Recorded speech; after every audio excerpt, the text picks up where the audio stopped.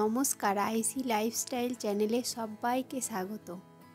আবারও চলে এলাম আরও একটা দিনের সাক্ষী হয়ে।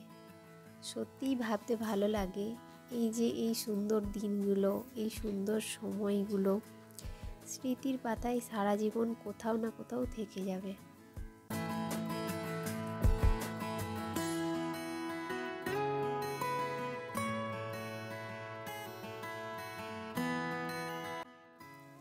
এই স্মৃতিগুলোকে ধরে রাখতে পেন ড্রাইভ কিংবা হার্ড ডিস্কের মতো যন্ত্রগুলোও বোধহয় কম পড়ে যাবে। আমাদের মনের সবটা জুড়ে তো আয়েশি রয়েছেই। আশা করছি তোমাদের মনেও আয়েশি ঠিক একটুখানি জায়গা করে নেবে।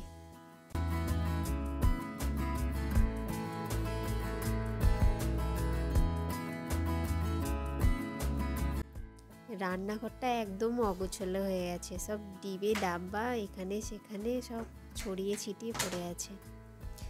আর ওই ঝুড়িগুলো ওই রান্নাঘরের কাজেই লাগে, ওইখানেই রাখা ছিল।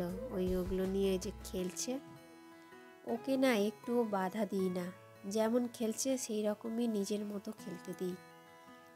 আর দেখি কোনো জিনিসটা যাতে নষ্ট না হয় আর ওর যাতে কোনো ক্ষতি না হয় সেই দিকটা খেয়াল রাখি, বাকি পুরোটা ওর উপর ছেড়ে দিই।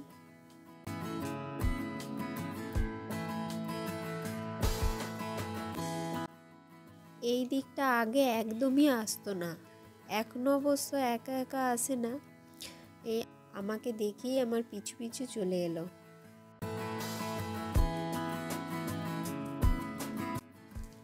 এটাকে ঘেরে ডেস্ক করে নিলে ওর জন্য আর কোনো অসুবিধা হবে না। আর এই তো মাত্র 2 বছর হলো এখানে এসেছি, এই অল্প সময়ের মধ্যে আর সবটা সাজানো গোছানো হয়ে ওঠেনি। এখন যেভাবে আছে সেভাবেই থাক, পরে দেখা যাক কি করা যায়। ওর জন্যই তো ভয় লাগে। এখানে সব কাঁচি ছুরি সব কিছুই আছে, যেখানে যা জিনিস আছে সব জিনিসটাই তো টেনে টেনে বার করবে, এটাই ওর একমাত্র কাজ।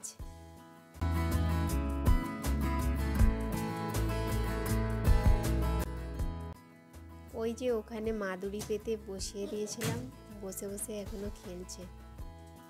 এইবার আমাকে দেখতে পেয়েছে, আমার কাছে আসার জন্য হামাগুড়ি দিয়ে দিয়ে আসছে। এই যে আমি একটু করে সরে যাচ্ছি আর ও একটু একটু করে এগিয়ে আসছে আমার দিকে। আমাকে ধরে উঠে পড়লো। এবার কি হবে?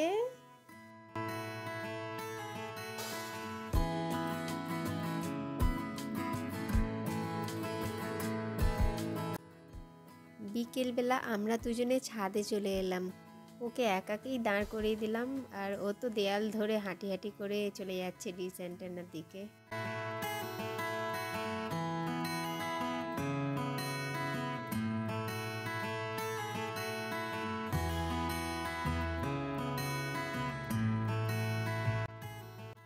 তারপর শুরু হলো হাঁটি হাঁটি পা পা, ছাদের এপার থেকে ওপার।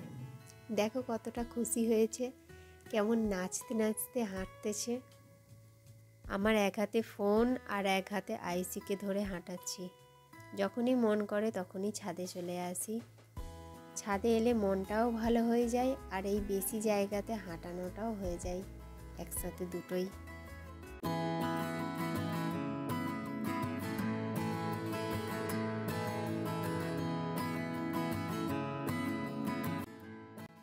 দেখো ওই দিকটি দেখতে পাচ্ছে না বলে পা লেংছে, কেমন উঁকি দিয়ে দেখছে।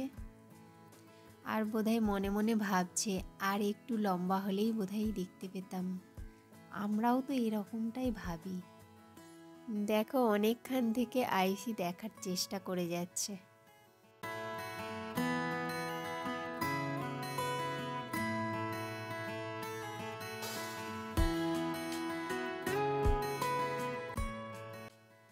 এই 1 সপ্তাহ আগেই না আইসি পড়ে গিয়ে ওর মাথার পিছন দিকটা বেশ খানিকটা কেটে গেছে।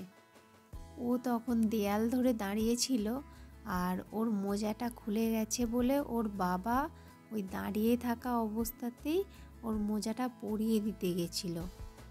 আর সেই সময় ও ব্যালেন্স রাখতে না পেরে ও পড়ে যায়।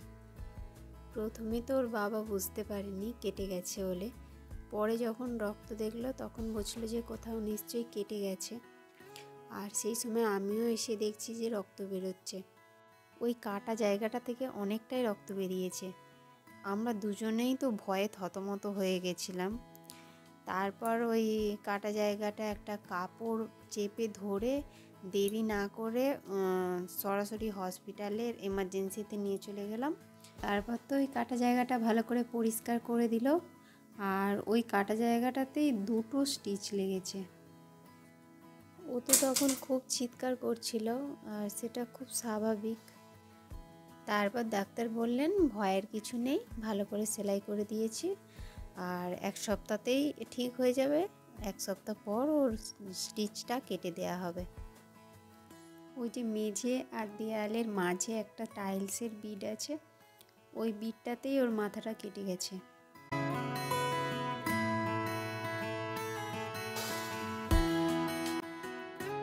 প্রথম 2 দিন ওই কাটা জায়গাটা ড্রেসিংয়ের জন্য হসপিটালের এমার্জেন্সিতেই নিয়ে গিয়েছিলাম, আর তারপর থেকে বাড়িতেই করে নিতাম। 1 সপ্তাহ পর এই কালকেই ওর সেলাই কাটার জন্য হসপিটালে নিয়ে গেছিলাম। ইমার্জেন্সিতে কয়েকজন পেশেন্ট ছিল বলে আর আমাদেরকে কিছুক্ষণ বসে থাকতে হয়েছিল, তারপর ডেকে নিয়ে গিয়ে সেলাইটা কেটে দিলেন। এখনও ভালো আছে, কাটা জায়গাটা অনেকটাই সেরে গেছে। আজকের মতো এখানেই শেষ করছি, খুব তাড়াতাড়ি আবার দেখা হবে।